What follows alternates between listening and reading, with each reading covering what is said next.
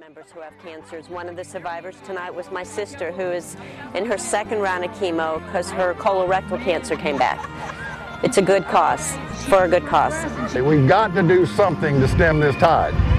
Everybody in the country has a friend or a relative that's been touched by cancer.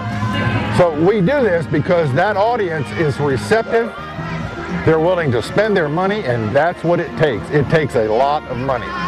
A single drug may take 22 years to come to the market, and in the meantime, millions of dollars go into that research. It simply has to be done. Our goal is by the year 2015 to reduce the incidence of cancer by 50% and to reduce the deaths by cancer by 25%. We're well on our way to doing that, and it's the money that does it, unfortunately. But we're proud of the fact that we raise this kind of money, and we're proud of the fact that communities come out to these kind of affairs. Even though the reason for Relay for Life is somber, participants see this as an opportunity to celebrate life and enjoy the moment, with many setting up elaborate campsites. And the city provided diversions for those waiting their turns on the track. As evening started to fall, the luminarias were lit, each one representing a life that will not be forgotten.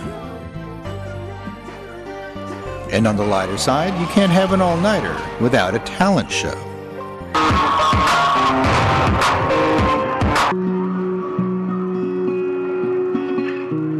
Thoughts will still wander when we always do. There's a song that's inside of my soul. And what's a talent show without a beauty contest?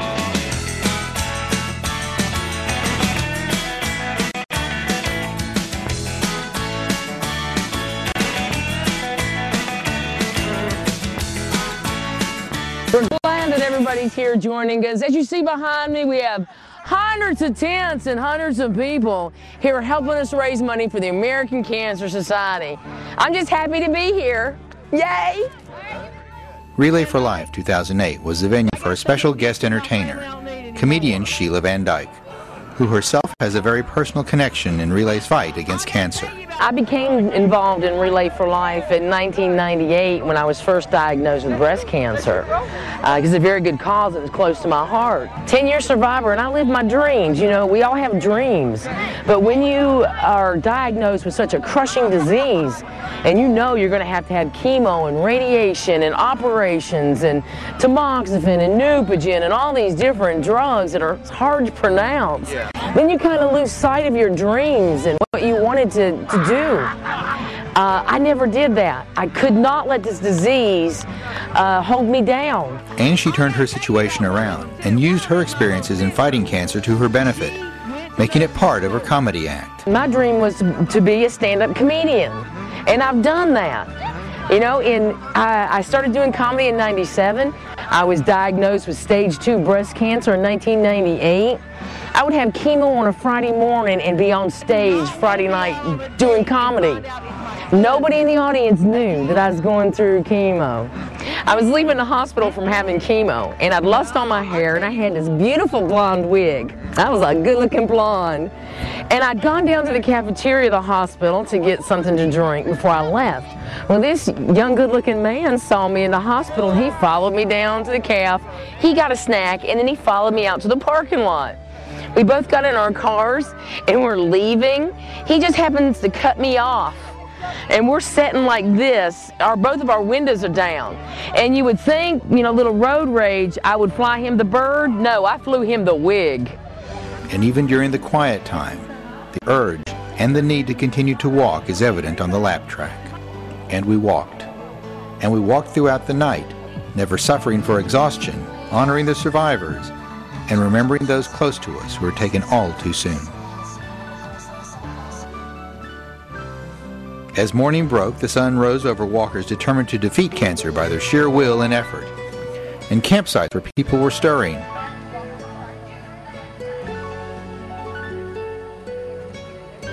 or hung on just for a few more moments of sleep. One way to defeat the drowsiness is a fresh, hot, heaping breakfast. As the donations were tallied, walkers took to the stage for a last few chances to enjoy the early morning craziness in the closing hours of Relay for Life.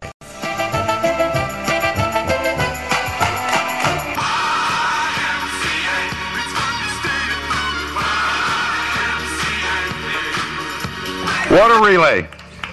Over goal, and we still got money coming in. And you guys did it. We really, really, really appreciate it. Could not have done it without you. Thank you for the survivors. Bless your hearts for sticking around. And we hope to see you again next year. That is 3 years in a row we've made our goal. So we hope for better things next year, and we hope all of you will come back. Thank you. The sun rose higher in the sky, and the campsites are torn down as Relay for Life came to an end for 2008. And everyone's hard work was evident by the amount of money raised, $53,000, surpassing last year's total. And now it is your time. Your turn to help fight this indiscriminate killer, cancer. And you can do so by participating in Relay for Life 2009. Your involvement is more than important, it's critical. As many of us struggle to make ends meet, we can all make a difference if we work as a team to raise money for this fight. $10 by itself may not seem like enough to defeat this disease, but multiply that $10 by 30, 50, 100 people, and soon we will be able to say we have accomplished our goal. For more information on Relay for Life, contact Janet Day at 386-878-8500.